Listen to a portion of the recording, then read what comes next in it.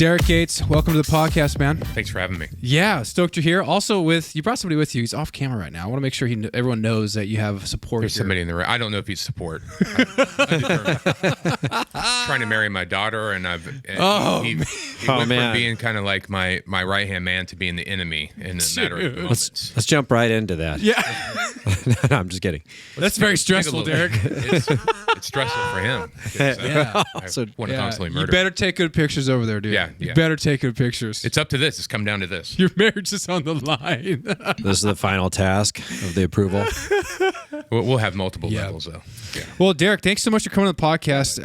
It's really cool because we followed you for a while now on social media, Instagram. Yeah. We saw you at, what was that festival we went to, summertime? Something with country music. Yeah, Cole Brocado was kind of ahead of that. Yeah, great guy, man. Yeah. Great guy. But yeah, we've seen each other, but now we finally get to have you on the podcast. There's so much kind of to go over because you're a very interesting person. Well, maybe. Yeah, I that's why I kind of like following you. And you also post very, some people might say provocative things are definitely counterculture, but I love that. Yeah. I mean, you speak your mind. Yeah, so I have mad respect for that, dude. That's all I got. Yeah. Okay, so you originally I saw you because you were getting into politics, right? Or you are in politics? Yeah. You know, so I ran for Congress. Okay. I came in third place out of 17, which is also called losing. And now I'm on the state board for the California Republican Assembly, so I'm still involved. Okay. Yeah. Well, how do you decide to run for Congress? Well, that's a big step, man. It was a huge step. It was a step that, I mean, it basically kicked me around the whole time we did it. You know, basically, you know, I felt like our country going to hell. And I happened to be in an undisclosed city on an undisclosed date in an undisclosed insurrection. Oh, and imagine that. Yeah, and I was a little proud, like there was some, you know, patriotic like welling up in me, and then also a little sad that our country is in such a state. And I kind of just felt like, you know what, you know, people talk a lot of garbage and they don't get in the fight. And so that night I talked to my wife. I said, look, you know, I'm considering doing this. And so we went home and launched out, and that's how it started. Wow. Well, now what's the process of like, pretty much, okay, how do you I don't have any idea. You had somebody help you get that? I'm not the guy. No, man, you ever heard that reel on like Instagram? It's like, bro, people keep asking me how do you do it, man? I don't know, bro. I don't know. Yeah.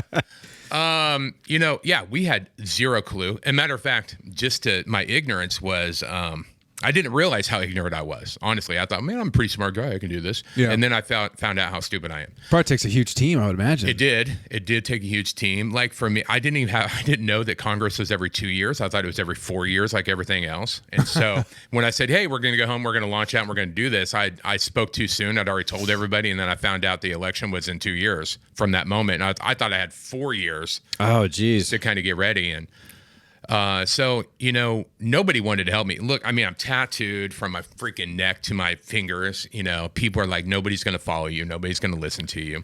And I heard that a long time because I'm in ministry, you know, same thing.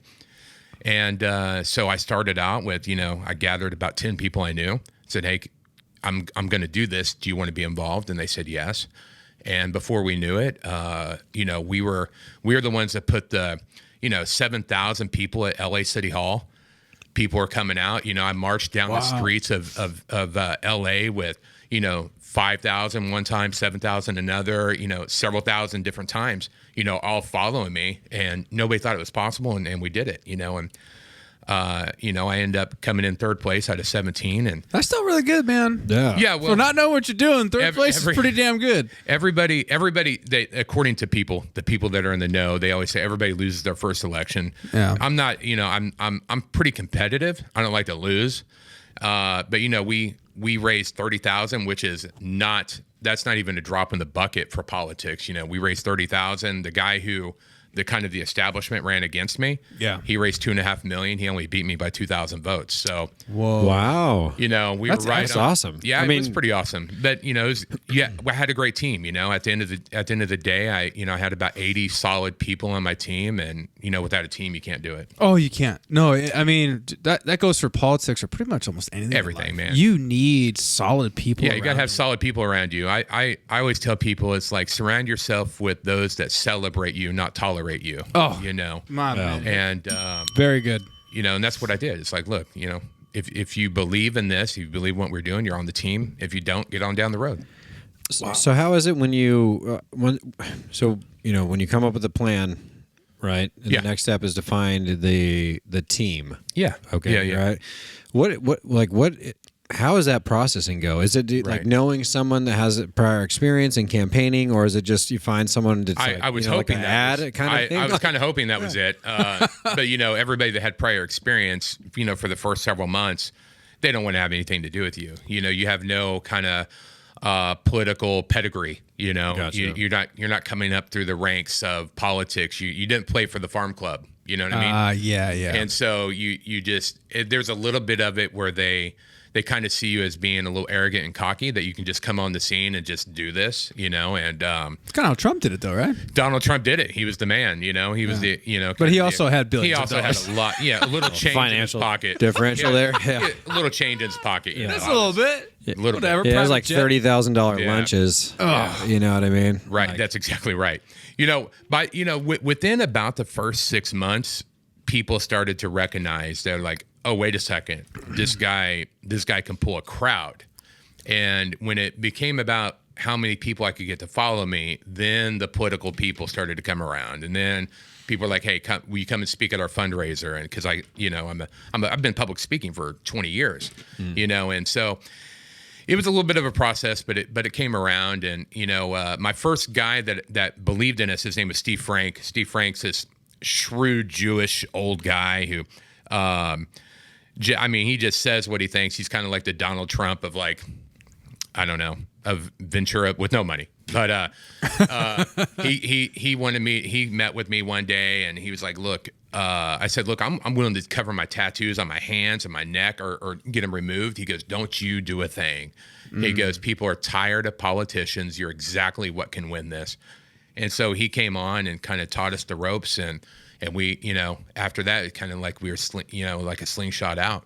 That's awesome. That's dude. awesome. I agree with him. I mean, Yeah. I think a lot of people are sick of just kind of the everyday, not everyday, but the same cookie cutter elderly person running for stupid. office. Yeah. Well, what's interesting, I was talking about, I would talk a lot about stuff that I think you and I, the normal people wanted to hear about: term limits, holding people accountable. Yeah. Get these, lifelong people out. And, I got a knock on my door, man. They came to my house. They're like, look, if you want us to get behind you, you got to stop talking about things like term limits, And I'm like, God, Dude. First little step into the political game. Yeah, right. Yeah. Right. At first they weren't worried because they didn't think anybody would listen to me. And then when you got 7,000 people showing up to hear you, they're like, oh, wait a second. But, I like that. looking at this, I started to realize something, though. It's like we already have term limits. It's called freaking voting. It's like, that's a good point. every 2 years, your term is up unless the same freaking people vote for the same freaking people, And, we could legislate it and make it a law. They can't serve that past that time. But, we keep voting for these same people, the Maxine Waters, the Pelosi's, the, McConnell's over on the other side, It's, it's our fault. Absolutely. I mean, I think you nailed it. But I think, just adding to what Tim was saying, like the new vamp, that whether it's look, or what you deem is important, I think that's why you have 7,000 people showing up. Yeah, sure. Is because the most people, depending on how involved in politics you've been growing up, or let's say like the younger half of adults, they probably don't really care enough. You know what I mean? To like get out there and vote every single time, because I'm sure the amount of time, effort, and everything going into that just to get noticed, and then taking the next step, getting a following, everything, and you're trying to pump the crowd and get them inspired to, one, be able to fill out the voting thing correctly, and two, either show up or make sure it's mailed in or whatever you choose to do.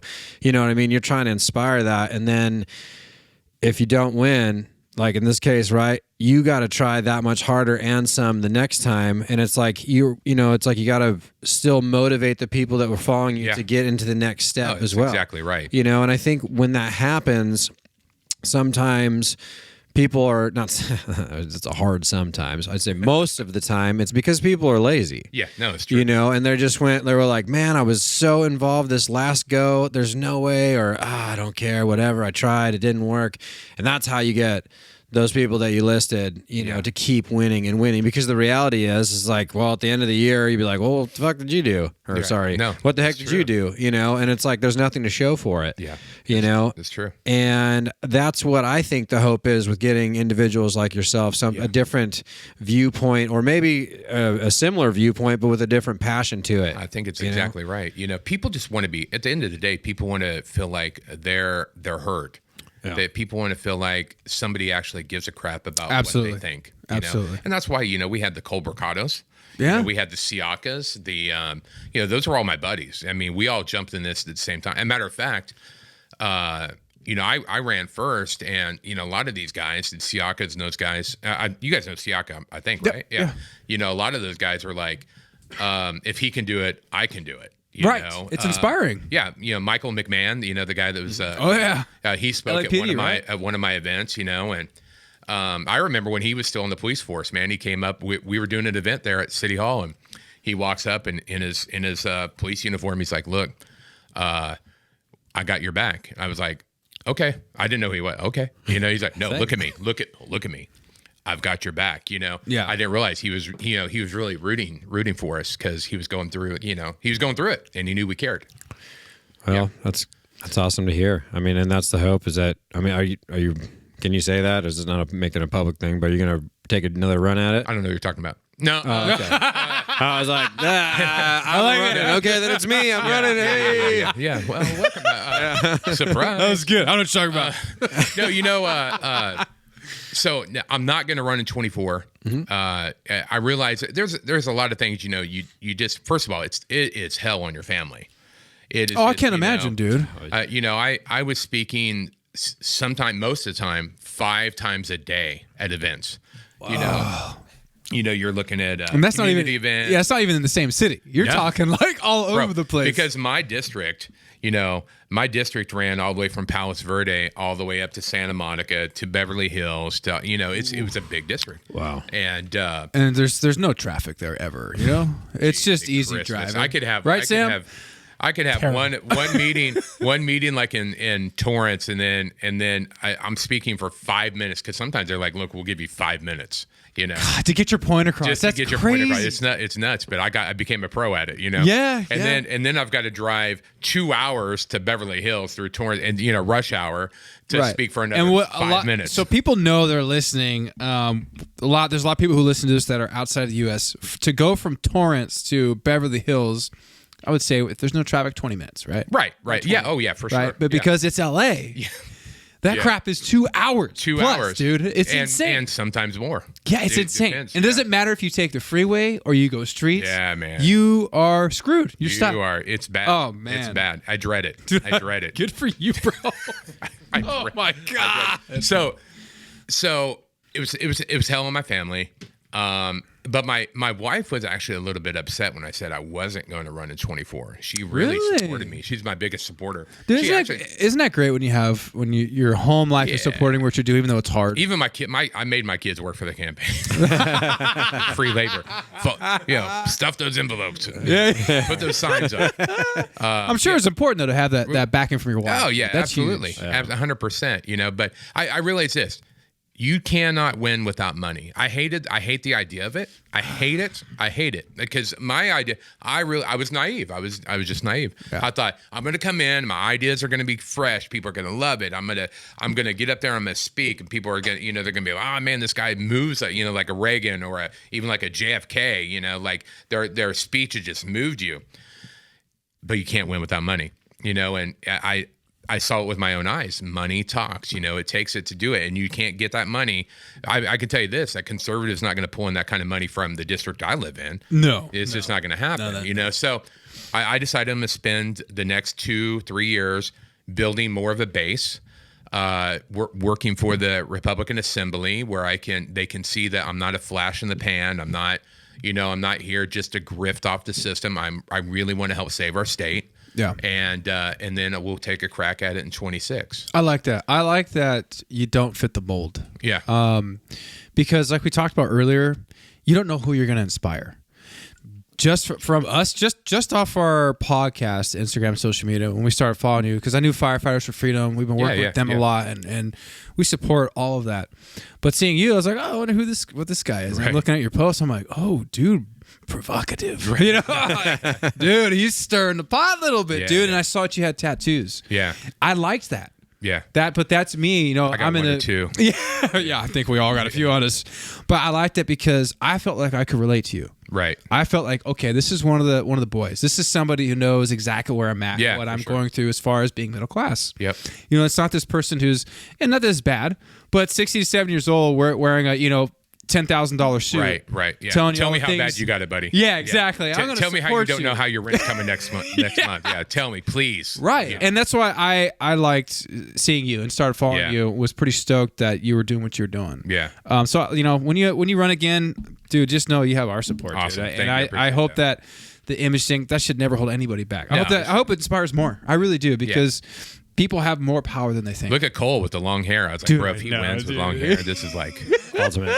freaking Samson. Yeah, right? Cole Brocato. Yeah. Good Shout out, Cole. We love you, man. bro. Hell yeah. We got to have Such you back a good on guy. here. He would just crack me up all the time. He's such a surfer bro. I love Yeah, it. I know it. It's so I rad. know it, man. Vote. He got into it, man. Vote, bro. Yeah, vote, bro. Yeah, I still got the shirt. He's got such a cool name, and I got Gates, and it's like, You're Gates. fine, I mean, everybody's with Bill Gates. I'm like, oh, Jesus. You're like, Actually, yeah. It's my uncle, dude. Yeah, You just started that going. I'd Here be we'll like- start today. It's his uncle. Hey, I'd be like, they're like, Bill Gates. I'm like, oh, yeah.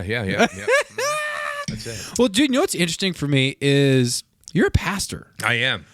That's okay. So how did you get into that? Like, when did you get that? And what drew you to that? Okay, so crazy story. So like I was a drug dealer. Get out of here. Yeah, dude. I was. What were you? plot twist. Do you, Walter White over here, dude. Right, yeah. Oh, yeah. We could get funds for your next campaign. Yes, I said that one time. I was like, Neil, we could have all the money we need, and also the FBI knocking on the door. Exactly. Yeah. But Yeah, bigwigs do it. right. That's What's the exactly difference? right. Yeah, the government's the biggest mafia. If anything, Oh, no, my I'm just God. kidding. So Marketing. so Yeah, I was a drug dealer. Pretty big drug dealer. and you talk. Was it here? In, No, you don't not have to in say California. where. Midwest. Midwest. Okay.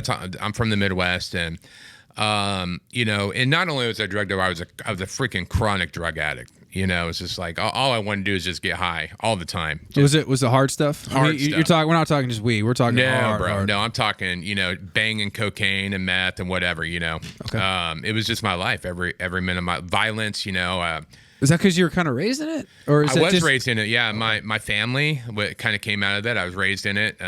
It's weird, when I was a kid. I always wanted to be the. You watch the movies. I wanted to be the bad guy. I'm like, oh, look at this dude smoking that cigarette, looking all cool. And then pulling out the gun, whatever. And so I got, from early on, I really got involved in a lot of violent stuff. I fought in an underground fighting league in Tulsa.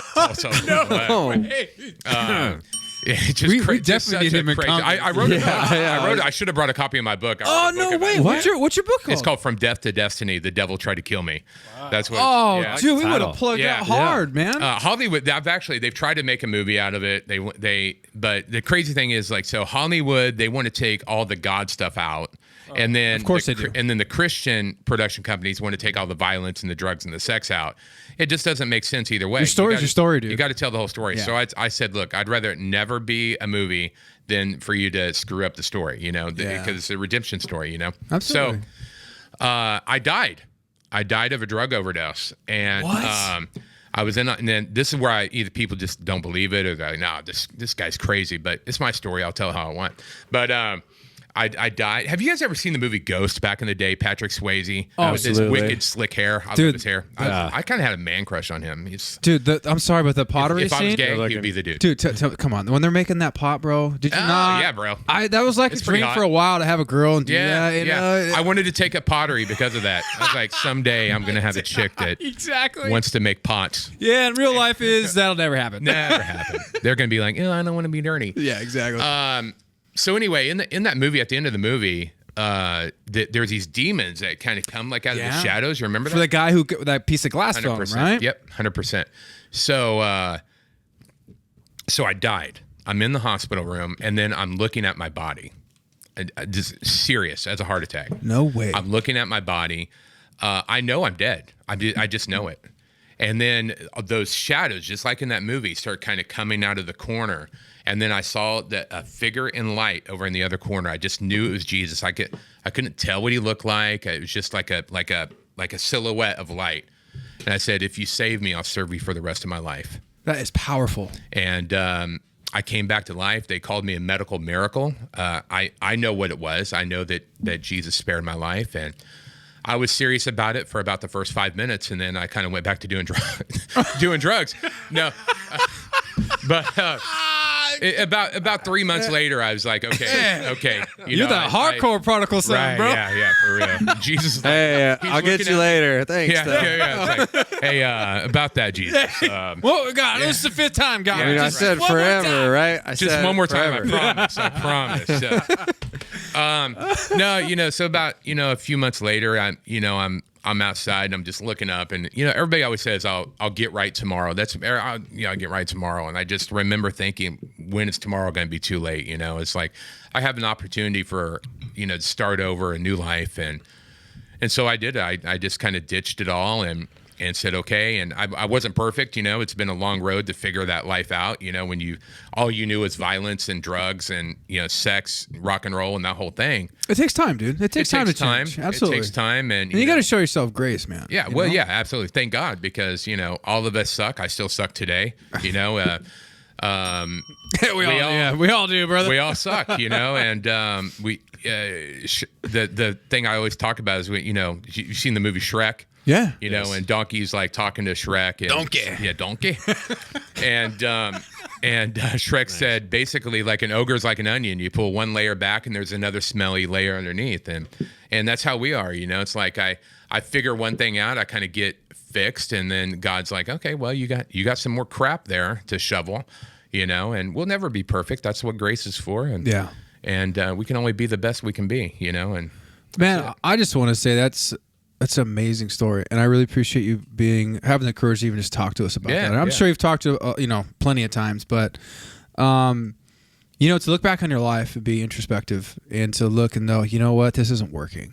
Right. I need something more. I was there last year. I went through a lot of shit, bro. right, yeah. And it brought me back to my own faith. Am I going to church every Sunday? No. But I'll tell you what, I do have a relationship with the Lord. And that's what counts. Yeah, That's what and counts. it's helped me so much in ways that I can't explain. And you know what the sad part is there's people who shit on you for it. Yeah, for It's sure. so weird. I remember I had one friend, dude, and I was like, what? Isn't this what this is here for? To help us, to guide us. It's a manifesto to lead us in the right direction. Yeah. To bring hope, peace. In a world where there's no hope. That's right. Have you ever you've lived a life where there's no hope? Yeah, for That's sure. a terrible feeling. Yeah. I've been there where you're I've like, been there in faith. oh my God. As a yeah. pastor, I've been there. It's like just no hope, and It's one of those things I'm like, I don't want to let this go again. Am I perfect? By no means, bro. No. I'm still going to tell the stupid, dirty joke and cuss in there, but I still know that there's a creator and he's taking care of me. you know what? You're just like my life. you just be like the disciples, right? Yeah, I mean, I tell people this all the time when they're like, well, I want to get my life figured out, before I whatever. I'm like, just think of the disciples, bro. They were fishermen. They were sailors. Yeah. Right? Right. And we know how sailors are, It's Right. like I can just imagine the sailors sitting around with Jesus just cutting up, telling the joke. Hey, did you see her? See that? Look at that, Yeah. I mean, just it had to be because it's just how humanity is we're not perfect. We have that kind of mind, and at the end of the day, do we know the truth? And that's what really matters, Yeah. is do we know the truth? Yeah. How does your faith kind of play into your politics? Do you think they kind of coincide? Has it caused not trouble, but have some people been it caused trouble. Oh, okay. Because I was known. I mean, I traveled the world being a preacher, for years, doing these huge conferences, thousands of people and all this kind of stuff. And then when I decided I was going to, run for office, I was like, okay, well, I got to figure this out. I got to get up there and I got to, kind of, fix my tie and, be this person. And it just didn't work for me because that's not who I am, and so that took about 3 weeks. And I was just like, you know what, I'm just going to be who I am, which is I'm going to be Derrick Gates, who loves the Lord, who's going to just tell you how it is, no matter what hurts your feelings or not. And I wear my faith on my sleeve, but I don't believe it's an overbearing faith. I believe it's a faith that just, I try my best at life, and that's what I want to portray as a citizen of the United States that just wants to help our country. And so, I would talk about my faith. For me, I believe if you're a Christian, you should vote biblically based. There's, kind of foundational things that I think you have to kind of do. Like, I'm pro-life, there's all, those kind of things. And that wasn't necessarily the most popular thing, but I stuck to my guns. It's an interesting time right now in our country. And I say even in our world. And this is just my opinion, but it seems like bad is good and good is bad. Oh, yeah. Personally, for me, I don't care who you love. I don't care who you sleep with. Right. That's between you. That's between you and your maker one day. Yeah. And what you're doing with your life. But to force that on us and to make that the majority and to make laws and stuff based off on that, where I have to play along more, that's where I kind of have an issue. You're 100% right. I just got done talking about this yesterday. I spoke at a church over, I don't know, somewhere, Pasadena or something like that. And I said, look, I wish that being gay was okay, like biblically. I wish it was being okay, because I know a lot of gay people. I love them. I've got family that's gay, and I love them. And I wish I could kind of co-sign off on it, because I honestly, I don't care. What you do is what you do. Where my beef is when you start telling me I've got to marry you because I'm a pastor. Or that, I got to bake the cake. Those bakeries. Oh man, that type of thing. That's where my beef is don't drag me into what you want to do. I didn't drag people into my room when I was shooting up cocaine and saying you got to do it because I do it. Right. It's like, don't drag me into your behavior, and we're fine. And I, that's the agenda. I see that as a kind of a leftist agenda, is to make everybody have to participate in it, and as a white male, straight, I'm the number one target for the left. They hate us. White straight males. Conservative. Yeah, conservative. Yeah, you're screwed. I'm this bad. Not screwed. I don't mean it like that. Yeah, it's just, I've got to keep a couple brothers around me. I got you, baby. Is that why you're here? I got you. It's cool, man. It's cool. It's Yeah. cool. Sam, We're good. We're hey good. Sam, it's the first time in history people actually want me black. Right? Exactly, man. They want me around. I thought Hi. I love Neil you, was Sam. gay. That's why I started Don't ever say bringing him that. along with me. But, Neil, you just gotta take it, bro. How much do you It's want all to marry good, bro. his daughter? You gotta take it, son. he takes it all the time. now it's such an interesting conversation point, because it's like, because you stand like, so whatever, you're running as Republican, Sure. or conservative, right? Yeah. You have the background and the prior employment or current employment as a minister, so you're a candidate that's probably very grounded in formal morality based judgment, Right. is what you're going to lean on. So it is going to be pro life. It is going to be these family based. Nuclear family. Nuclear family. Yeah. Thank you. I was spacing on that one. Yeah. What's interesting with that is that, so obviously, depending on where you're running, or at least in this state, there's a lot of areas that are very left leaning. Or Like all the areas. Well, it's pretty much all of the areas, except there's a couple pockets in Orange Yeah, County right, that tend to yeah. lean right. Yeah. But what's interesting to me is that even though, let's say the standard voter, right? Let's say the standard voter is middle left, right? But when they see someone that has this background. They're probably not even listening to what you're actually saying. Yeah. You know what I mean? Because it's already the assumption that Yep. it's like, he's on the right, I cannot listen to him. Yep. Right? Yep. And I find And that then when they see the occupation, Oh, it's even 100%. more. Right. Yeah. So it's like, because the first one, you probably get the most kickback for our abortion stuff, Yeah, pro-life, 100%. I'm assuming, Yep. right? So what I find interesting is that even though there's people that, let's say you're middle left, and you're like, there's a lot of things I like about what you're saying, but your moral fundamental foundation is just not, I know it's not Right. going to be in alignment with my left, whatever those things are. I It had to doesn't have matter. it. But what I think is crazy to me is that I feel like there's a lot of people like that. Yeah. And it's like, how long is it going to take where it's like, you know what, even if I don't agree with the moral whatever your base or whatever I think your base is going to be, Right. why don't I just give you a chance anyway? Right. Because we've had 20 years of the same shit and nothing's getting done. Right. Nothing. Exactly. Except they're getting richer. Yeah. Those people in these positions they're very wealthy once they're, if you can make it 20 years in the game, you're crushing it. Right. But what I find crazy is exactly that, is that it's like, okay, even if on a basic level where I'm like, you know what, he says he doesn't like, and I'm not for abortion, but let's just say I was, right? And if I'm just like, he's like 0, none, and I'm not saying that's what you are, Right. but I'm just saying like on a base level, I can't get behind that. Right. But when years go into the system, and even if whatever your personal, and I'm using abortion just as a topic, no. it doesn't Yeah, matter what no, it I is, get it. but whatever that thing that I'm like, oh my God, I just want him to make it better, nothing gets better. Right. You know what I mean? Except like your tax base goes up and shit costs Right, more. right. And you can't, if I go, hey, I spent $70,000 in taxes last year, and I'm looking around me and everything looks the friggin' same.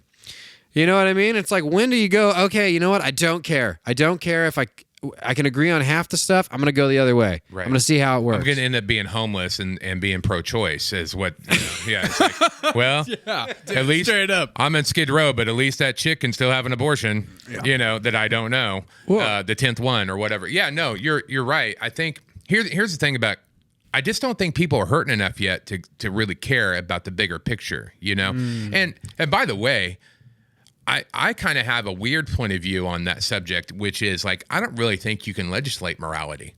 People are going to do what they want to do anyway, That's deep, dude. That's I true. wouldn't vote for it. I'm definitely pro-life, but at the end of the day, Jesus gave us God gave us the right to choose, and you can either choose what's right or you can choose what's wrong, whether the law allows it or not. We know that, it used to be you could get an abortion wherever you could go get it somewhere. If you wanted it, you're going to get it, right? Yeah. So it kind of, I think if I had it to do over, I probably wouldn't have ran on that as being a out front viewpoint of mine. I would have definitely, if I was asked, I would definitely say I'm pro-life all the way. That would have been, definitely one of my grounding aspects, but not a main talking point. I would know. If you had to pick three it things. doesn't make sense for it to be a main talking point in my district because it's not going to win you any votes. Right. The R's are going to already vote for you. Now you're trying to shift the opinion of the people that are in the middle left. Right. And those people, the things that will shift those votes are economic viewpoints. That's what it's about. It's about economics at that point. So if I had it to do over, I would leave a little less of that off the table and have it be, because honestly, it's not a congressional issue to begin with.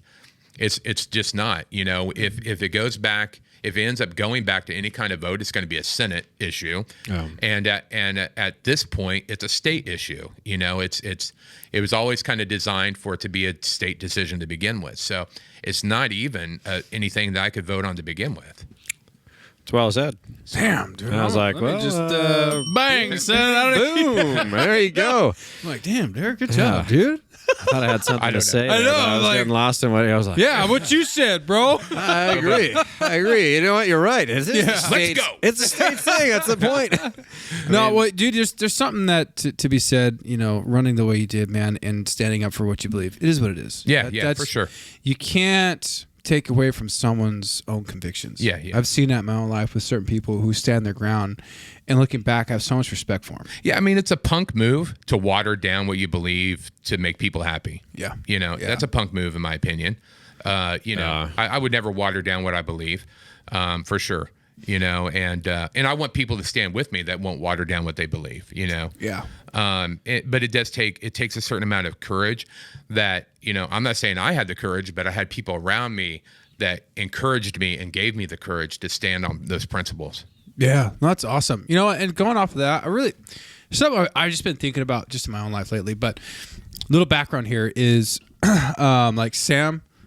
You good? Yeah. I just wanted to say something, but yeah, go ahead, bro. Oh no, go ahead. Yeah, You're good. No, man. I wanted to just ask real quick, because of like you said, you have tattoos, and you're a male and you're white. Does the left look to you and say, like automatically assume, you're one of them, and because he's got tattoos, and look at this guy. No, they actually look at me and assume that I'm a white supremacist. Of course. Yeah, of right. course. Yeah. Right. Yeah. Which is, it's odd because I would tell people, like, so we would do those big meetings, at downtown, and Antifa would show up like 300 strong, just crazy stuff. And everybody else would be like, oh, screw them. And I would go and talk to Antifa. Neil has videos of me like surrounded by Antifa. They're all sitting like on the grass, and I'm there talking to them. And I'm saying, look, we're all pawns in this freaking game. If you think that the government really gives a shit, excuse me. No, you're fine. About what you think. I was going to say, ring that bell, bro. Thank you. Yeah. We try to say that all the time. Right. We try to say that so please continue. No, it's it. If you think that the government gives a crap about what you think or what I think, you are just freaking living in some fantasy land. And a matter of fact, you're literally... You're Antifa. You're supposed to be an anarchist, which is against the government. And here you guys are out here. Thank you. Bitching and moaning about dumbest, masks and all this kind of crazy crap. It's the dumbest name they could have picked. Right. They went for like an anarchist stance, but they totally follow in line with the federal push. They're the you're the most anti-anarchist ever. Yeah, right. But you know what? It's a group. Look, anytime you have an aggressive movement of some passion, right? You're going to instill passion in some people that maybe would have never, ever thought about doing what they're going to do next. Ever. And I think Antifa is a great example of that. Because, and I'm not saying, like, I'll shit on them. I'm not a fan of them in general, but I don't think anybody is really. Right. Okay. So, but what I mean is I was like, they got a lot of what it seemed like would be kind of like maybe social outcast type individuals that got together and they went, I can stand with this because I feel virtuous. Yeah, that's right. Right. So you have this moment where all of a sudden you have groups of people getting together that they may have only met on like chat rooms, you know what I mean? But now they're like, whether or not the message or what they believe in is actually in support of that, it was just something they psychosomatically make themselves believe in it. 100%. They do the same shit that the like extreme right-wing people do. Exactly you know what I mean? It's the same bullshit. It's all a bunch of people that have had no friends. They're living in their mom's basement, eating Cheetos on a beanbag chair, in freaking stained up underwear. Yes. Now all of a sudden they have some buddies to go hang out with, and they squeeze themselves into their freaking black tight freaking jeans and masks can come out and let's throw a brick through and call it freaking, it's a virtue signal thing, We can go fashion police at least with a little bit of these people. Right. Yeah. Let's be real here. If your point was to be like destructive and chaotic, why are you wearing skinny jeans? Right. I wouldn't wear, no. Like, I'd be out there in some joggers and fucking boots on. Like, I'm like, I might get my toe stepped on. I might have to kick a hole through something. You know what I mean? But if I got to jump a fence, my inseam's not getting stuck on anything. Right. And I'm looking at the dude, saying? and it's like the guys have like camel toes. I'm like, bro, those jeans are way too tight, bro. Not flattering. You are not doing this. I thought the same thing. I was like, I'd at least have some like knee pads on, some elbow pads, some motorcycle gloves. Yeah, let's get in this. I saw a couple. They're wearing the helmets and the vests and stuff. But I'm like, again, not tactically sound. Like if you're gonna be out there and your mission is to cause chaos, no, it's like for the amount of time these people have had.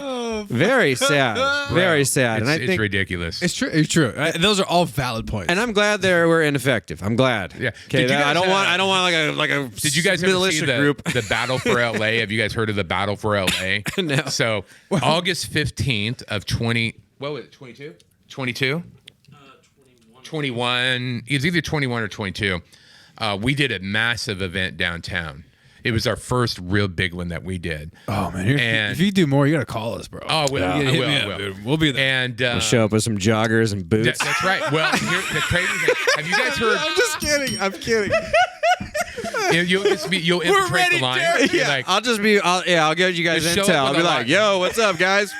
F everything, right? Just dye Am your I hair, right? Dye your hair blue. Get a little snot on your nose. There you go. Yeah, I'd be like, and did you're you there. guys parents get kicked off of insurance too? Bro, you said Super- F everything. Well, I mean, I don't know. It's like, I hate the world. yeah, I was like, everyone's against me. Yeah, I'm F12 so sad. or whatever. Yeah. Yeah. Yeah. You're like, okay, well, you still need to get a job. Have you guys heard of Rooftop Korean? You guys know who Rooftop Korean is? Oh yeah, dude. Oh, yeah. Have you guys had him on? No. Bro, you guys got to have Rooftop Korean on. I Hook was us looking up with him, yesterday. dude. Yeah, I will. Yeah, hit him up. Have him So hit us up. Tony, Rooftop Korean was he's the one who organized most of our security stuff, right? Really? And gee, mini Christmas. So they showed up. So Antifa showed up with about 200 people, right? And we had about, I don't know, probably the same, I guess, in Patriots, more maybe. I don't know what it was, but bro, it hit the fan in the middle of the street. And here's the thing: so the police, they have this. There's an ordinance, and it's called mutual combat.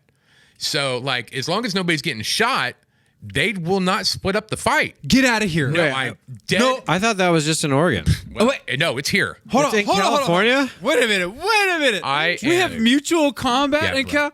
Yo, Hey, man. I'll send you guys. we're gonna load up, baby. Hardcore. Let's Go podcast gear. Yeah. Knee yeah. pads. Mortal Kombat. Just punching gloves. We can do some boxing gloves with our logo on Bro, it. you could get Let's Go podcast Yeah. like printed on your own bricks to throw at them. You know, We'll just put the disclaimer agreements on the inside of the gloves, so you have to right. read it out loud Yeah. before you start punching. Hey. they got All right, Jordan, they got about accept 3 this seconds challenge. to read it. I It agree looks to like mutual. It looks like the trailer or the words on Star Trek or Star Wars that's coming at you. Yeah, it's like. Here's your non-disclosure agreement, baby. Yeah, I was like, on the 3rd of August, agreed to this mutual Yeah, combat exactly. with John Doe. Yeah, right. Yeah. I was gonna like, have- sorry, you're wearing a mask. Listen, can't dude, see You your can't face. assume John. That's assuming their identity. John and or Gene Doe. Doe, I'm right. gonna have a Right. vest that says DG for Derrick Gates and then LG gloves for Let's Go podcast. Yeah, there we go. We're here, Dude, I was We're gonna say, make it or happen. make eggs $2 again. Yeah, I was like, that'd there be we another- go. Yeah, that's right. That's right. Yeah, man. I don't even know. Can they afford to throw eggs at us anymore? It's an But, expensive. so, in the battle for LA, they threw down on each other in the streets, and one of our guys got stabbed in the heart. What? I kid you not. He lived. Yo, don't invite me. He lived. Everybody. He's like, I'm out. we take back everything we just said. I will use we take fists. it back. We can rewind. Cut that out. Yeah. We're gonna cut that out. We're gonna go live from the Let's Go podcast studio where we cannot get stabbed. We'll do Yeah, the right. play-by-play. There Watching you the go. live stream. Well, so Tony went viral around the world.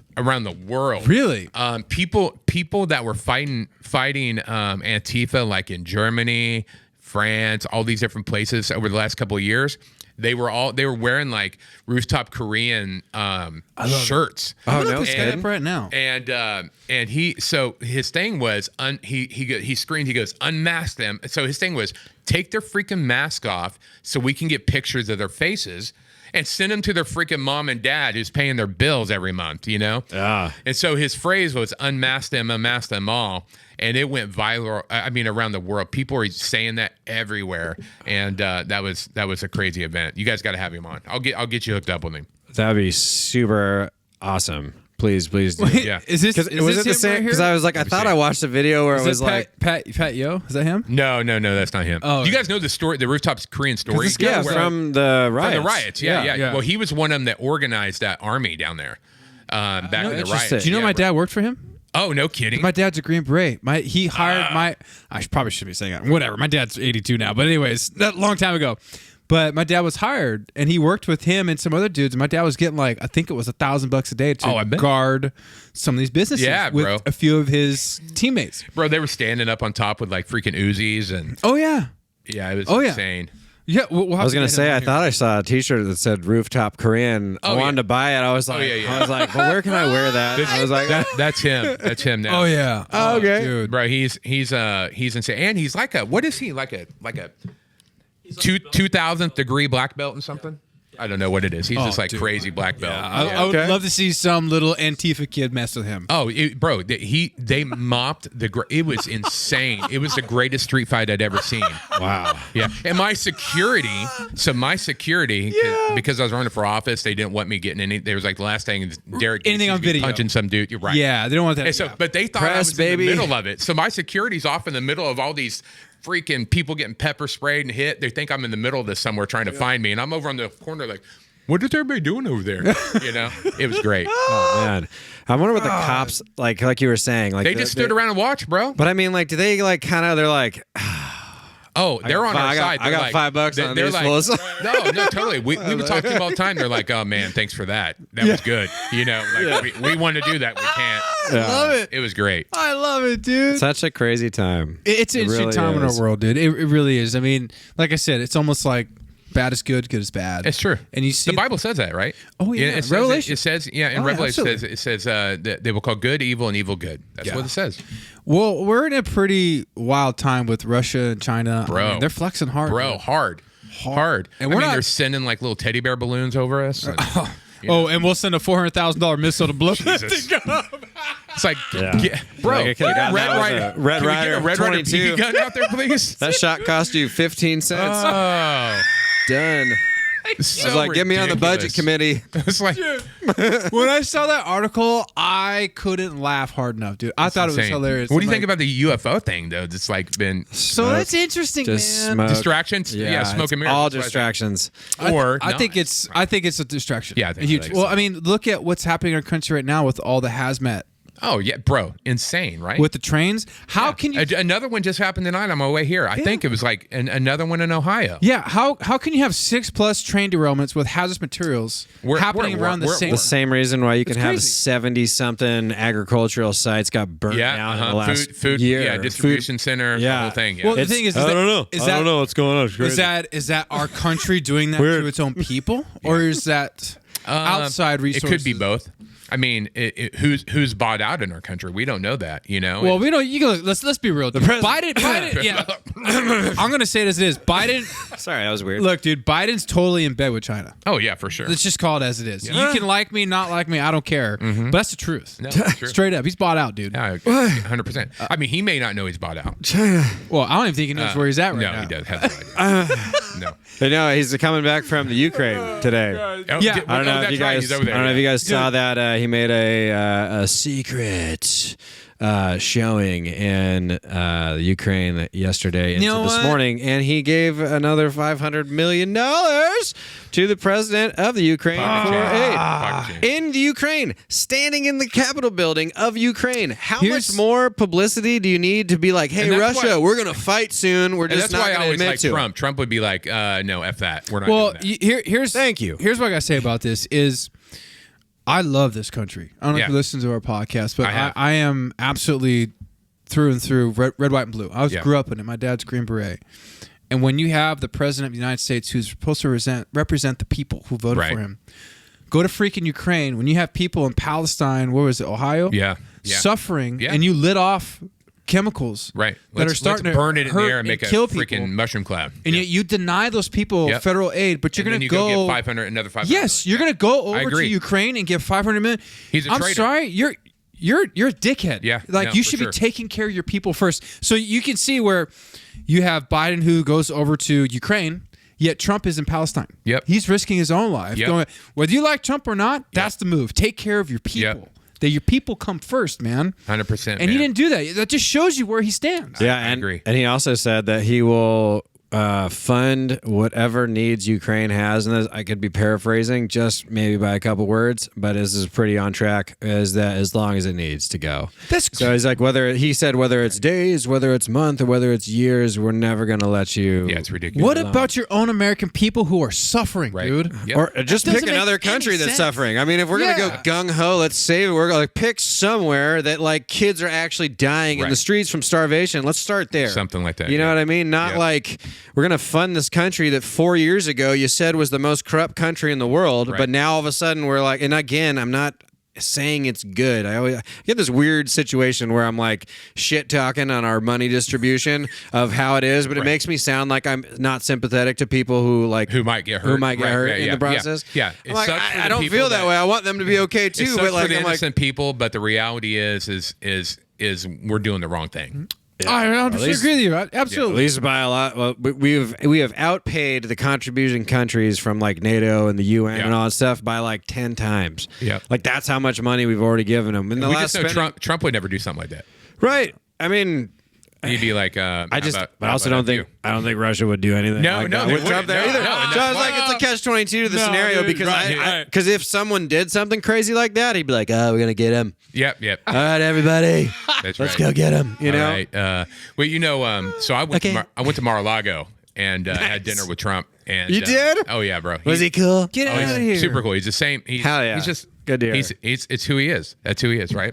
And don't do that. Don't do that. Yeah, don't spill. Like, Don't spill your beer.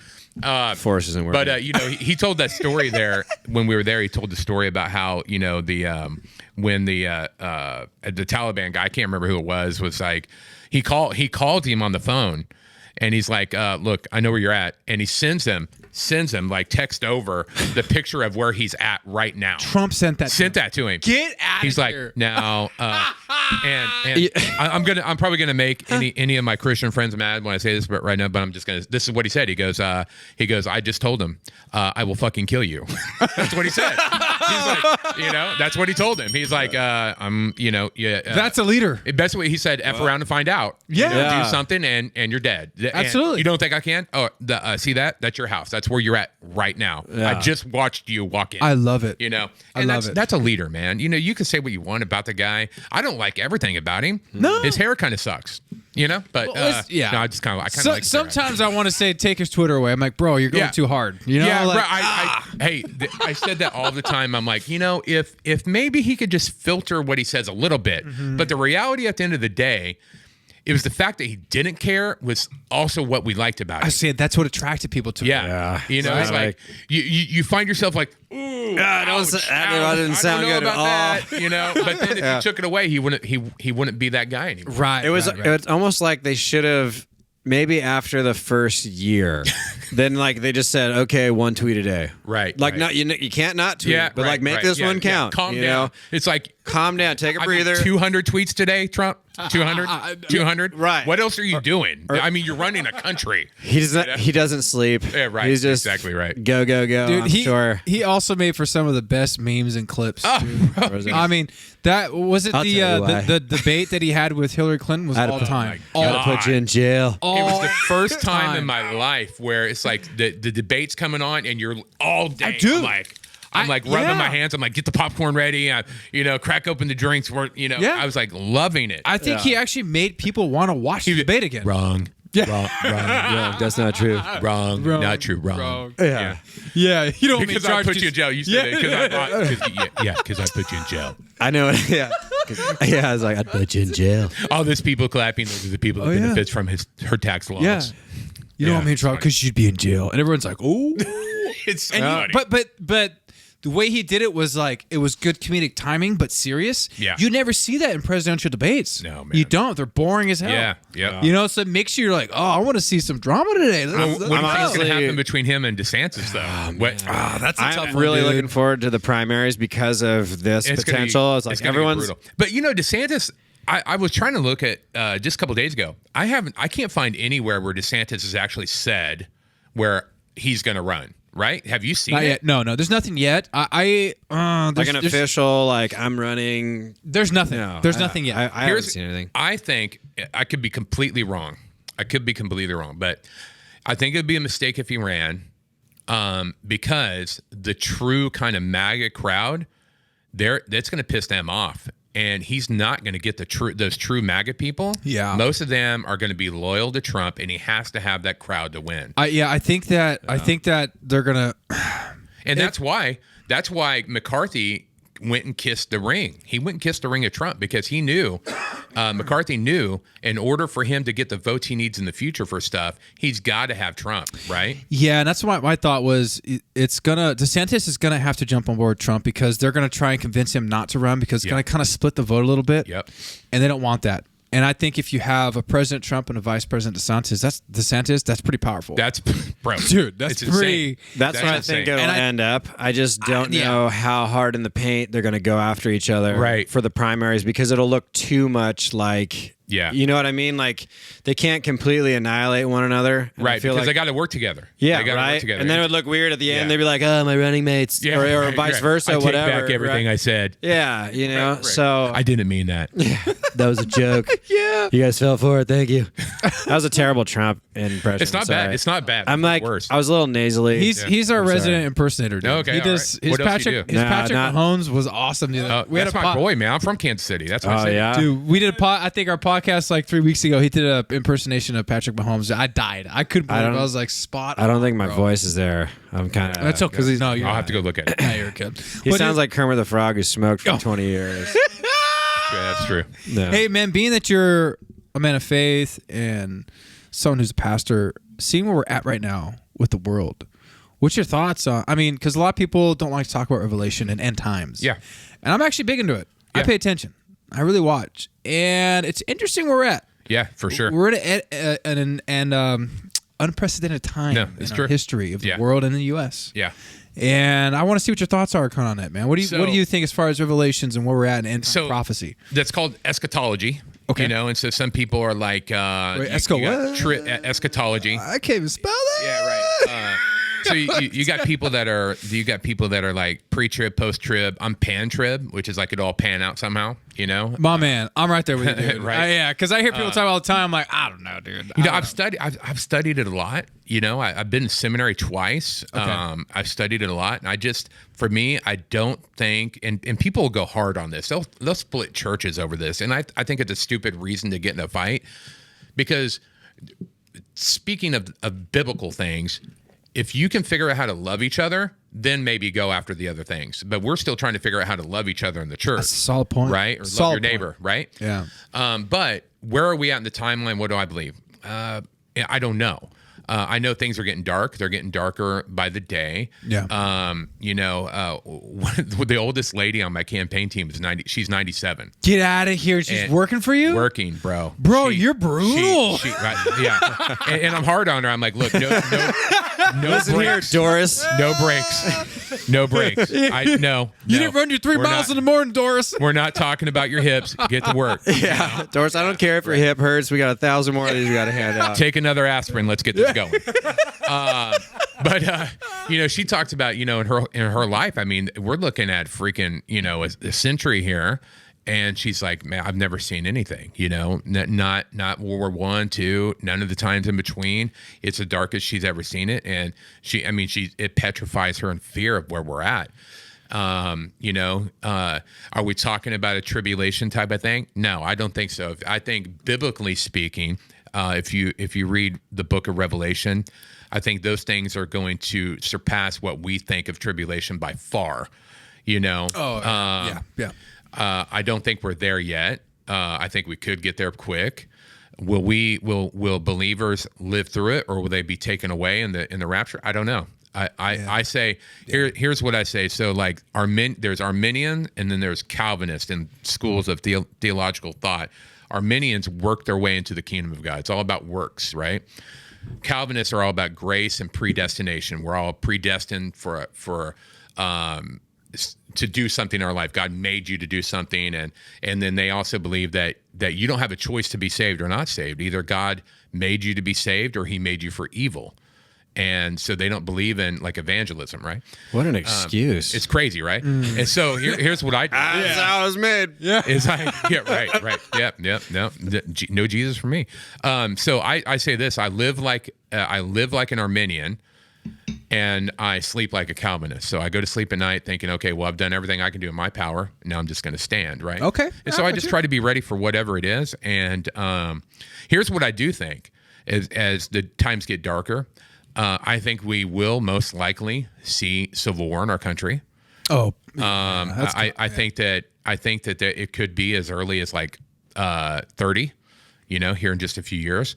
I think that the only answer that may prevent that is a sweeping revival of God's grace, where people kind of put aside their differences and focus on something different, like humanity. Yeah. With novel idea, right? But can we get there? I don't know. I don't know if you pay attention to what's going on in the nation right now with the Asbury? revival to Asbury. I've got friends there right now. Tonight's their last service, though. Why is that? It's an interesting thing. There's a lot of interesting things about it, but I think the bottom line is it's a college, and people have paid for their kids to go to school there, and they kind of got to get back to some business. I don't know that to be a fact. But it's a good point. It's just I've seen those kind of things happen before, but there's other stuff that's popping off around. Lee University started, some other colleges started. So there's a little bit of a Jesus awakening that's happening, and will that be the sweeping revival that we need to take us off, the track of something, evil? I don't know. We'll have to see. But this is what we do know. We do know that tragedy always causes an increase in faith. True. You look at 9/11. 9/12 was one of the best days. Yeah, man. Congress singing "God Bless America." Right. Yeah. Everybody joined together, holding hands. The churches was filled for months, overflowing. Those things happened. I hope it doesn't take something tragic to get us back to that. But we'll see what happens, man. I'm not the guy. I'm not. Some Christians are like there's some faiths that are like praying for Jesus to come back. They're like, come back now. I'm more the why don't we pray for more time to see more people saved? There's people in my family that I would like to see accept Christ. But we'll see what happens. Yeah, and I asked that because the history behind me asking this is Sam and myself, we grew up in relatively very, very strict religious homes. Okay. We went to private school. Right. And you can say, at least I'll say for myself, definitely a prodigal son.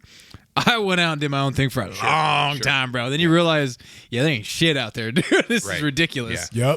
Yep. But you get life under your belt. Yeah. And you have good times and you have some pretty dark and bad times. And you realize like, I need something to carry me through here. Because this is life can get pretty tough. Life can get very unfair. And nobody cares. Yeah. And but sometimes you need those experiences to know what you're missing when you don't have it. Oh my God, totally. Right. You take it for granted if that's all you've ever known. Yeah. You take it for granted. That's why you don't know if you know anything about Amish people. I was raised with the Amish people where I'm from. Oh, really? My first girlfriend was Amish, and it was like holding her hand was like going all the way home base. You guys had sex? Yeah, bro. It's like just to get a little bit of that skin on my hand, bro. I was like, oh yeah, score.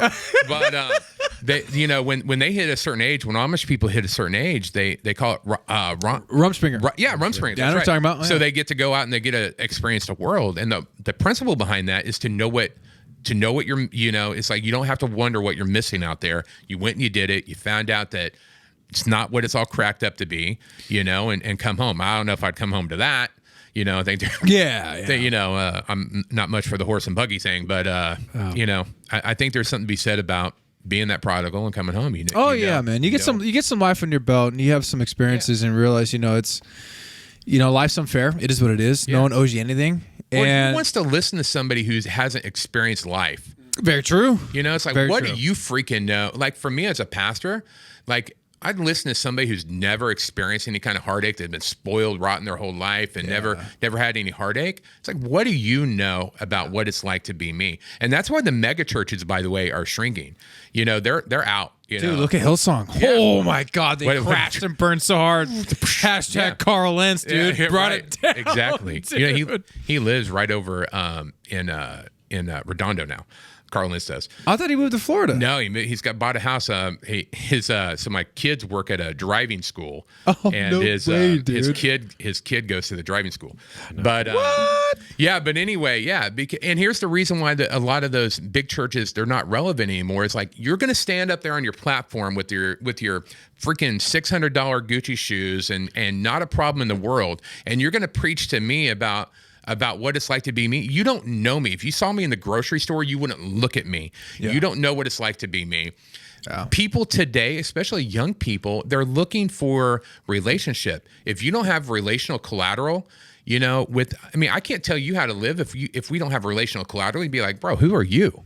Don't tell me how to live, you know. But you become friends with somebody, you have build a relationship, then you have collateral. So I like that.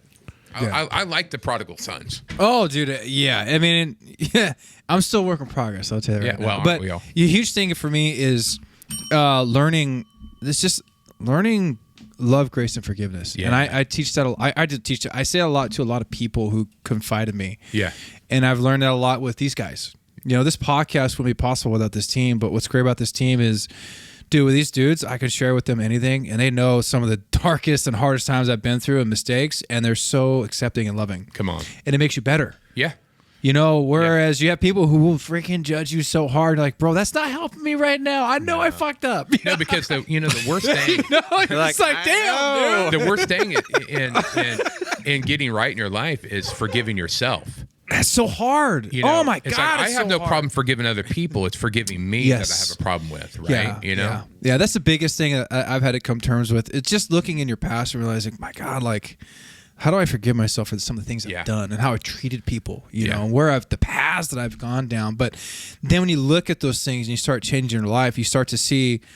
Like, I hate to say it, I would say it, but it's like, holy shit, like, wow, like, God's grace was there the whole time. Yeah. Like, dude, he protected me. Yeah. He kept me through this whole time. He brought these people into my life to make this podcast happen, to make me better. Yeah. And you start looking at it from a 10,000 foot perspective instead of that 100 foot perspective. It's the lens. You look at things through the so it's like Jesus, our life is on a timeline, and we look at it from, birth, school, screwed up, went to the world, messed up, did this.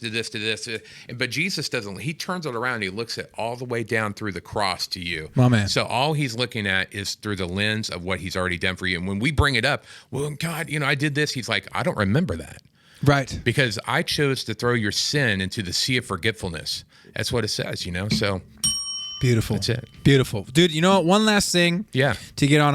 Because I like talking, getting deep into faith stuff because I'm digging in deep in my own. But why do you think for so many people it's so hard to accept a free gift of salvation?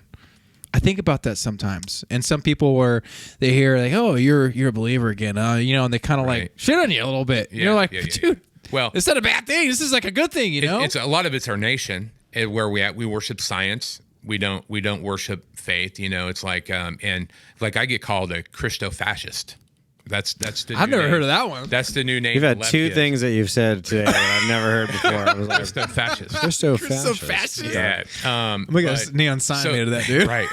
That's going to be my new podcast background. At least a T-shirt. Yeah, exactly. I love it, dude. So, we worship science in our country. We don't hold value in the things of faith.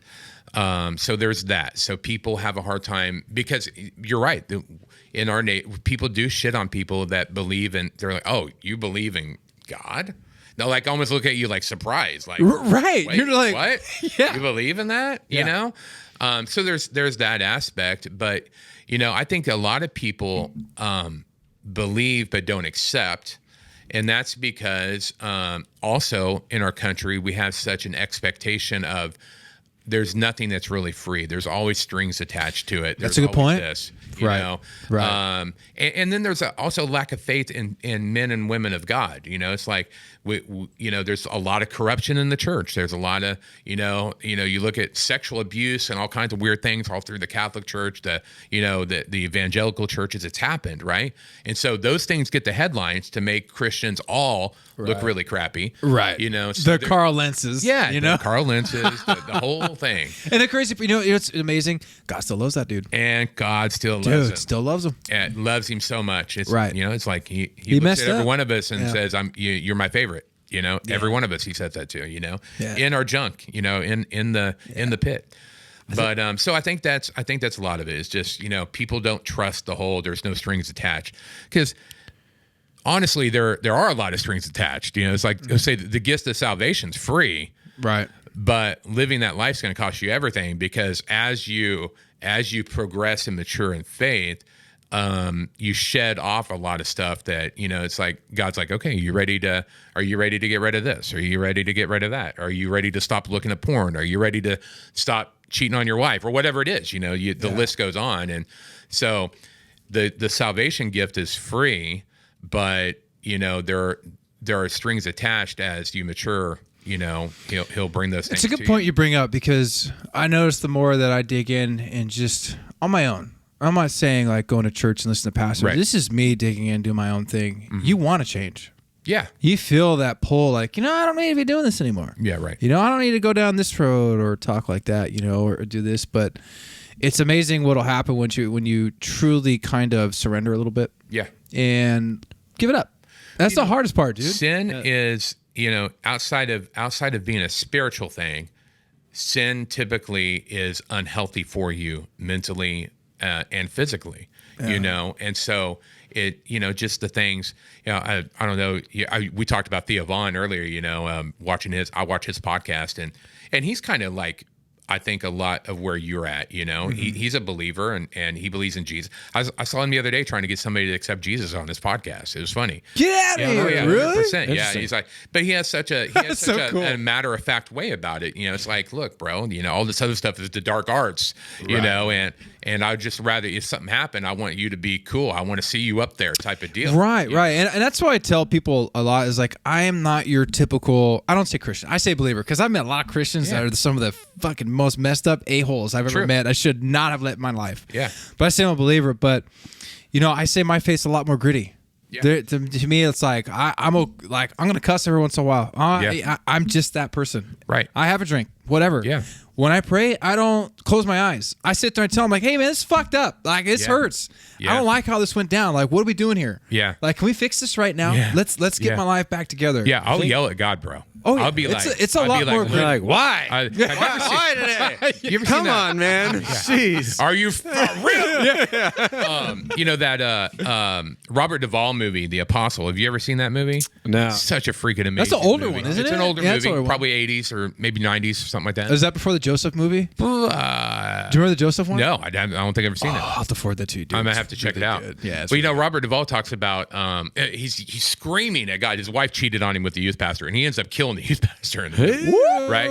And wow, plot twist. Yeah, zingo. And so he's up in his room above where his mom is, and he's screaming at God. I mean, just screams, praying in tongues and screaming at God. And the neighbors call him. It's in the middle of the night, Yeah. The neighbors call and they're like, hey, can you get, shut up? And she goes, look, sometimes he talks to God and sometimes he yells at God.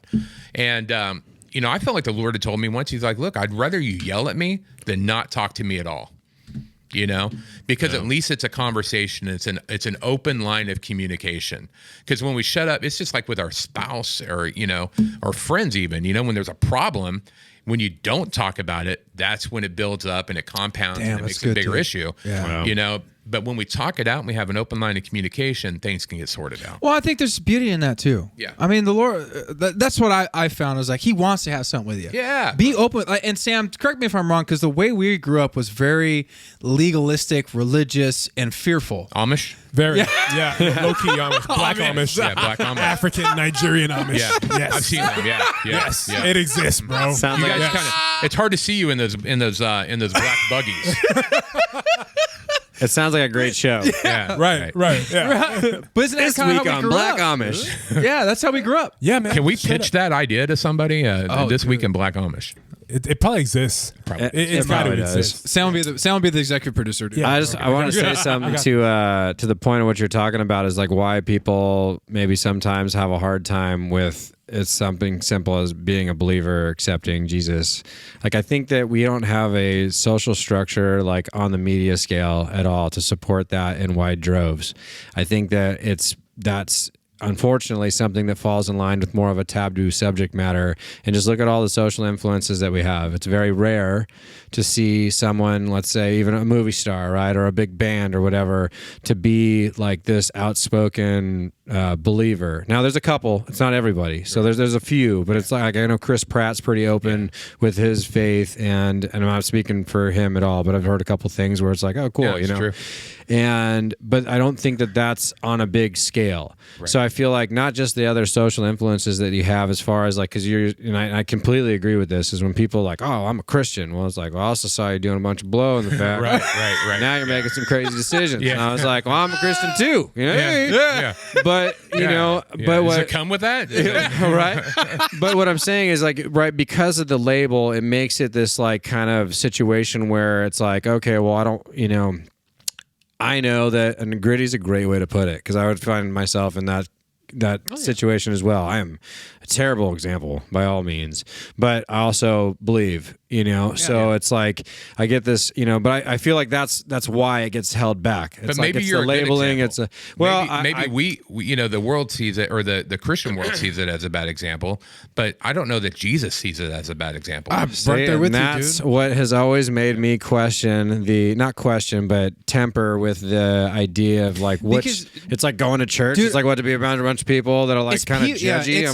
I was like, Jesus probably lived a crazy ass life for about 15 years. It's not really written a whole lot about. Right. Yeah. And, here's the thing, dude. I would say this all the time. I feel like it's people who muddy the waters. Yeah. It ain't God, dude. Yeah. And there's so many times in my life that I let people dictate my faith, and just leaders in church. It's not about that, dude. It's called doctrines of men, right? People put their own interpretation on scripture, and they bring opinion into it, and then they make doctrines that surround their opinions, right? Right. And so when I traveled the world preaching at these churches for years, these huge churches, I would ask them, well, why do you believe that? They couldn't tell you. Their leaders couldn't tell you. They were told that because they believed that because somebody told them to believe that, right? Well, where is that in the Bible? For instance, like I worked for this denomination at one point planting churches, and it was like you had to have their ordination, their piece of paper, their stamp of approval to baptize, to marry, to bury, to serve communion. And I wouldn't take it. I'd be like, no, I'm not taking your ordination. And they're like, well, you have to in order to do this. I said, I don't see that in the Bible.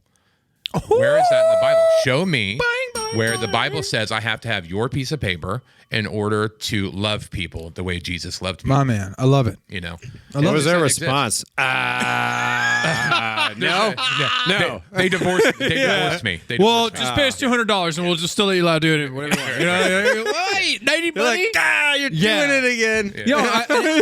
I'll just say this right now. I really enjoy this conversation. It's good because I think all three of us kind of were raised in that way, and we went our own ways. We do our thing, but I think when it comes to the root of it all, I expect you to be at church next week.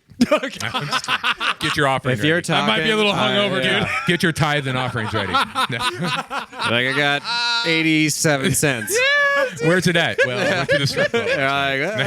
Yeah, but I love the when people can make your faith. It's so much more basic than you think. Yeah, it doesn't have to be this ritual, realistic. He just wants. We overcomplicate it. Oh, totally, dude. And I threw that out the window now. Do you guys know who Lonnie Frisbee is? You guys ever heard of Lonnie Frisbee? Yes. So they got the movie that's coming out. It starts tomorrow. Right? Yeah.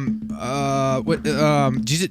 What's it called? Jesus Revolution. Jesus Revolution. That's Let's it. go, You baby. got it. You got it. I listen to Greg Laurie a lot. I call him my pastor. Dude. Okay. I love that. He's great. Guy. He keeps it basic, dude. And Lonnie Frisbee was he was just like what he's gritty, right? Yeah. He encountered God on LSD.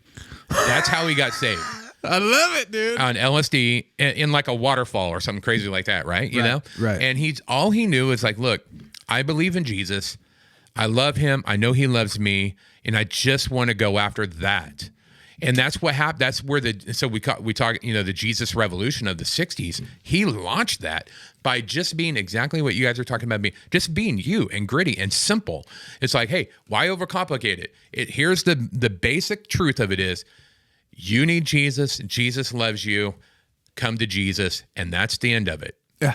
Let him do what he's going to do after that, right? Yeah. And it's so simple. It's simplicity. It's almost called like a scandalous gospel. The truth is so scandalous because it's so simple that we want to overcomplicate everything. Yeah. Oh yeah. Oh yeah, dude. It's a simple free gift, dude. And that's what I love about, I think, me digging in now and just doing life with these guys. I keep my circle super tight. Good. You know, people you can truly trust, and I don't think a lot of people have that. Yeah. You know, where you can honestly open up and tell these humans that you're doing life with, like, here's what I'm going through, here's what's going on. Like, cool, let's get you better. Instead of, dude, woe is you and you're a sinner. It's bro, I know. I messed up. Like, you don't gotta tell me, dude. Yeah. And that's why, like, I asked Sam, because Sam and I think we connect on a lot of levels because we grew up in the same Christian school, right? In the same type of family. That was we love our parents. Sure. But man, dude, hardcore, dude. Right. Definitely. Like, couldn't watch Simpsons, you know, it just just gnarly, dude. That's why, you know, I asked Sam, like, sometimes I always say, like, Sam, what do you think? You know, and why Sam's a part of his podcast. But Sam, you've been listening. What's your thoughts on some of this, dude, before we close? I completely agree, man. It's hard, you know, growing up. And I think one of the things you mentioned was the prodigal son. You really can't gain, like, the grace unless you leave and you figure out what's going on the outside, you know, because when you're there, then you realize, wow, like, where this is crap. This is ridiculous, you know, and where I was pretty dope, you know, and I just left that for this, you know, for all this trash, all this filth. This is crazy, you know? So I think, like, in order for you to really be grateful for it and really, you know, it causes you to come back to, you know, that original state, right? Exact to scripture, you know? So I think you in order to be a true believer, to really meditate in it, you have to leave, you know, because that's when you adopt it. You adopt the scripture, you adopt, you know, God and everything, you know, because if you're raised in it and grown in it, you don't know what it's on, like you said, the Amish. Facts. You don't know what's on the outside. You're just told what to do and you do exactly. it. There's no depth behind it, right? Right. And it becomes such a drag. It's like everything, it's like, it's all about trying to meet this expectation that, you know, personally you can't do. Right. And, you know, nothing's fun, nothing's this, nothing's that. And I truly believe that Christianity should be enjoyed, not endured. And the church wants us to endure, you know, this faith that's all about kind of just monopolizing your time, your energy. Everything is about building a business structure of a commercial church, when the reality is relationship is nothing like that. Exactly. Well said. Bring that bell, baby. My God, dude. Well, dude, I was saying, Derrick, I'm so glad you came on and we've had these conversations. I appreciate it. Real quick. Sorry.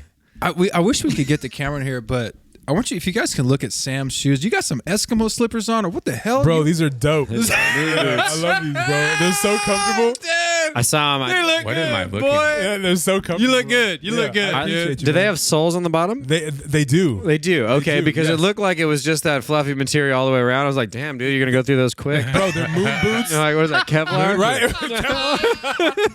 I know. man. I was kind of I thinking love too. I'm like, what do you? You got some Those are moon fly. shoes, bro. I might wear them. They're super comfortable, too. They look every why bit not? of it. Why not? Hey, Absolutely. dude. Do you, bro? Yeah, You know I exactly. support you. You always do you. You know I do me, baby. I know. I love it. You know it, Hey, baby. dude, Derrick. He wore some straight up white loafers on here one time. I was like, bro, I can't pull that off. I cannot pull Socks or no socks? No, they weren't. So they were boots though. They weren't loafers. They were full boots, and they had this leather strap around them. And Sexy, you hook them in. bro. They were dope, man. I loved them, and I wore them with jeans, you know, and a button up. I was looking good, man, and I was coming from work. I can see know. it. I can picture Oh, it. bro, he can pull it off. I Yeah. can't do it. I'm Yeah. too His basic. shoe swag is Right. Yeah. on the GQ. next level. Straight yeah. up, like, Jordan. all of my t-shirts are black. Hey, but I you don't- look good though, right? Because that's all that matters. I know, but here's my thing. It's like it's one less decision I have to make. Exactly. Black is beautiful. Grab the black. Ask Just him. grab the black. Black is beautiful. Yeah. He knows. Derrick, Yes, sir. dude, thank you so much Yeah. for coming on our podcast and taking the time to come down here and bring your. If he passes the test, I'll just say, all in favor of giving your vote of approval of becoming a brother or a son-in-law. Aye. Aye. Get it. Get it. You win, dude. All right. No, but thanks for coming, dude. Man, it's a pleasure. It was a good time. Yeah, I appreciate your honesty and being so open and sharing your life. It means a lot to me. I didn't know all these things about you, dude. I mean, I've just followed you on social media, and to come in here and open up and even talk about faith and just running for. I mean, it's encouraged me like crazy, dude. I love that you're real, that you're gritty, that you're just you, and I appreciate it, man. I really do. Time. And you have an open spot in here anytime. Also, I'll be back next week. Let's go. Yeah, absolutely. I'll bring my own Mevo. No, I think obviously if you don't run in the next go, I hope you consider doing it again down the road. I mean, we talked about it a little bit there, not a little bit, a lot of bit, but I think that's what it takes to get the next wave, right? Everyone keeps talking about the next move, when are we going to get over this hump of the same old monotonous crap that we deal with over and over again? And it's individuals like you. It's giving another spin on things, you know what I mean? And like, because of all the things we listed. Or individuals like you. Maybe one day. I don't know. I'll consider that later down the road. But I'd be your vice president, dude. Jordan. We'd run. We'd just get in Congress, and that's what we can talk about. I'll tell you what, I can do better than Kamala. You have to. Ring that bell, baby. Let's go. No, I think that we're in a position right now, time frame wise, that this is going to have to be what happens in order to, in my opinion, in order to stop the potential like complete split between the country of two forms of thought. Yeah. And I think that, you know, there's a lot, and like again, right? I mean, we talked about a couple different ways about doing it, but like just staying involved and, you know, open your eyes. Take the bigger picture. And it doesn't necessarily mean like you don't have to abandon your core thought values, but you should understand commonsensical approaches and what actually can get done and what's happening. And I think, you know, people like you and like when Cole came on, just all that kind of style mindset moving forward, that's what it's going to take to get us to next step, to hopefully, I'm not saying that it will be 100% the fix, but you at least give the country a different look. Yeah, you get it. Right? You get another chance. So at least we can say, hey, look, this didn't work. Now let's try for a different thought process. If that doesn't work, then maybe we revamp everything. You know what I mean? Neck tattoos for everybody. Hey, there it is. I'll go get one tomorrow. I'm down. They look good. Yep. But anyway, but either way, thank you so much for coming on, and super awesome talking to you. Yeah, thanks. Yeah, super rad, dude. Well, let's go on through. You guys ready? You ready, Sam? Yeah. Sam, you good? Let's get it. You sure, Sam? Sam, ready. are you I'm ready. With that motorcycle sculpture in the background, baby. bro. It looks There it good. is. I There appreciate it. All right, 1, 2, 3. Let's go. Bye, everybody. Thank you so much for listening in. If you liked what you just listened to, please leave us a 5-star review on Apple Podcasts and on Spotify. Please follow us on YouTube, on Instagram, and on Facebook. And a big shout out to Stephen Clark, our sound editor. He's a huge part of this team that is unseen. It's 89 Barbers, our first sponsor. Look good, feel good, be great. That's 2 locations, Orange, California, and Long Beach, California. Book your appointment online, 89barbers.com. Bye, everybody.